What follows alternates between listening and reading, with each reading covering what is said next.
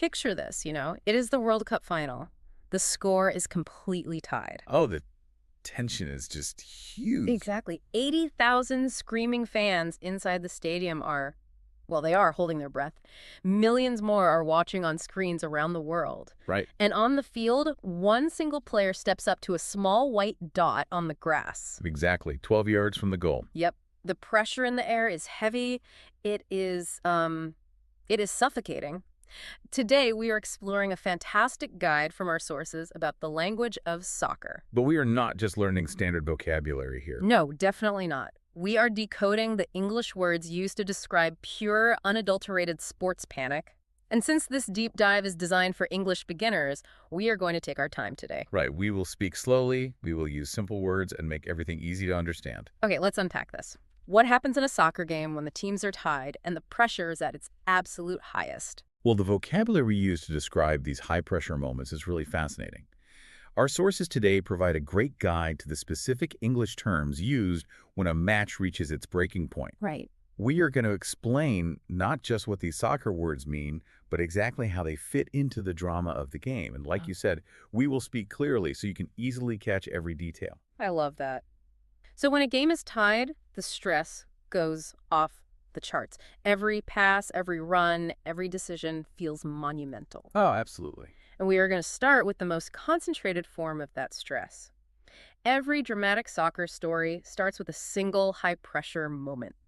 In soccer, the most basic unit of intense drama is something called a penalty. Right. The penalty is really the foundation of tension in this sport.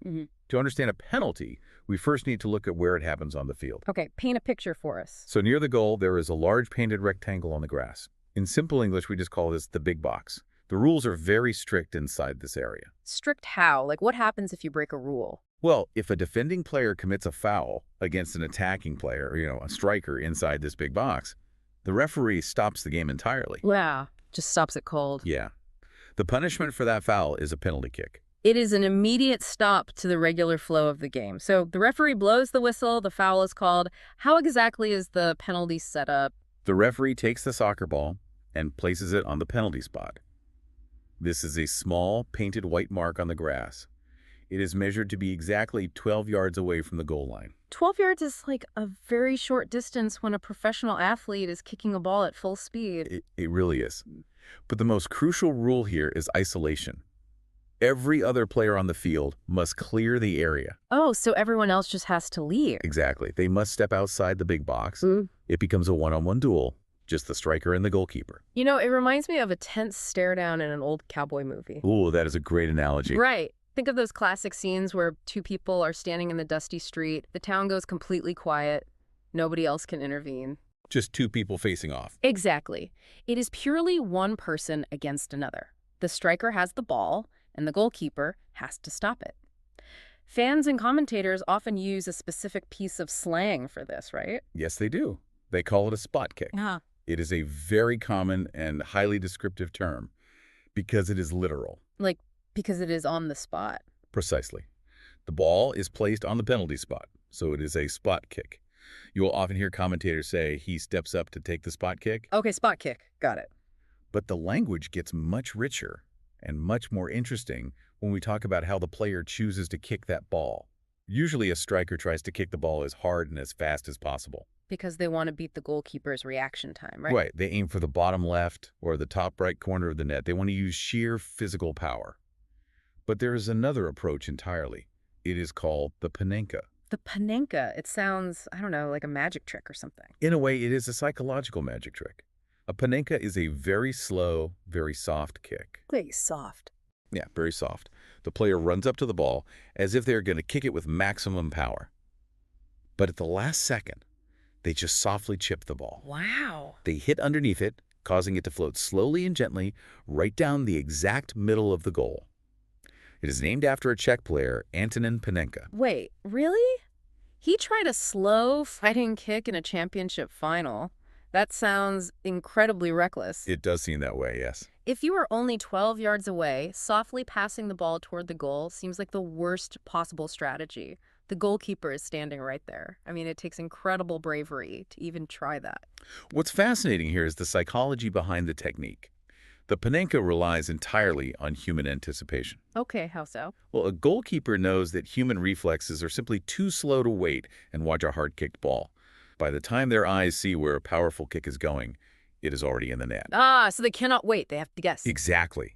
They choose to dive violently to the left or to the right side before the ball is even struck. Ugh, I see the trick. The striker runs up fast, pretending they will kick it hard. Right, setting the trap. And the goalkeeper commits to their guess and dives to the side, and then the striker just taps it down the middle, right into the empty space where the goalkeeper used to be standing. Exactly the mechanism. The goalkeeper is already falling to the ground, helpless. They can only turn their head and watch a slow ball float into the center of the net. That is just wild. It is a massive risk, and it requires incredible nerve.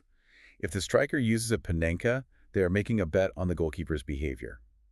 It works because it defies expectations. So the Panenka relies on the goalkeeper guessing wrong, but penalties and spot kicks like that can happen at any time during a match if there is a foul. Yes, they can happen in the first minute or the last. Let us move to a different scenario. What happens when the normal 90-minute game ends and the score is still tied, like, say, 1-1? The mental and physical fatigue really starts to compound at this point. This is where the structure of the game shifts, and our vocabulary has to shift with it to see how the game extends to find a winner. Oh, okay, let's learn those new words. When a game reaches the 90-minute mark and the score is tied, we often hear commentators talk about stoppage time and extra time. Okay, those sound similar. They do, but it is vital to understand that these are very different concepts.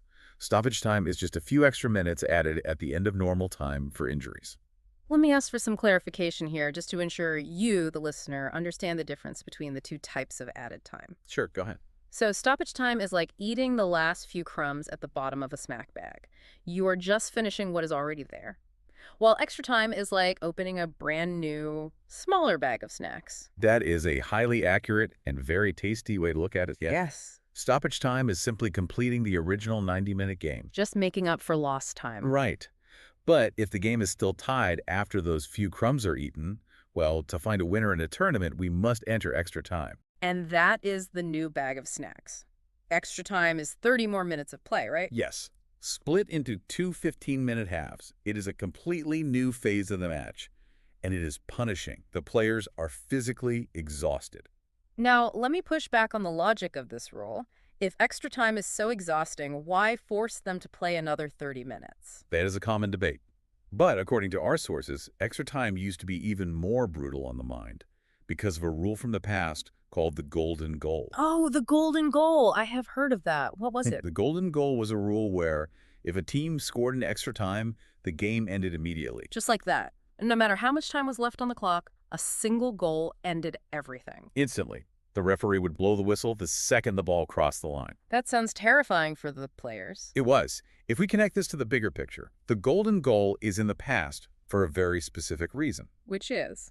Well, teams were absolutely terrified of making a single mistake. One bad pass, and your tournament was over instantly. So teams played very defensively.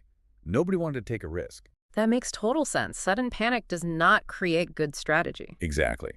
Now, they must play the full 30 minutes. Playing the full 30 minutes of extra time changes the strategy, forcing tired players to pace themselves rather than panicking over a sudden end to the game.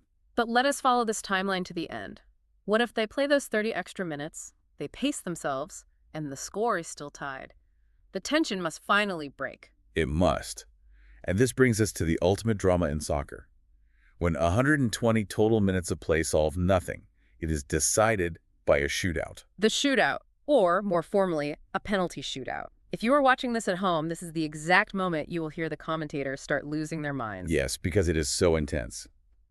We return to the concept of the spot kick. 5 players from each team take turns kicking penalties. So it is just back and forth. Right. Team A takes 1 kick, then Team B takes 1 kick. The team with the most goals from their 5 attempts wins the match. But what if, after all 10 kicks are finished, the score is still perfectly tied? This is where the English vocabulary becomes very stark. If it is still tied after 5 kicks, they go one by one, and they enter a phase called sudden death. Here's where it gets really interesting. Sudden death. That is such a vivid, scary phrase. It really is. It is the perfect name for this mechanic. It feels exactly like the sudden drop on a roller coaster. Just pure adrenaline where one tiny mistake ends everything. The structure changes completely in sudden death. The next team to miss loses immediately.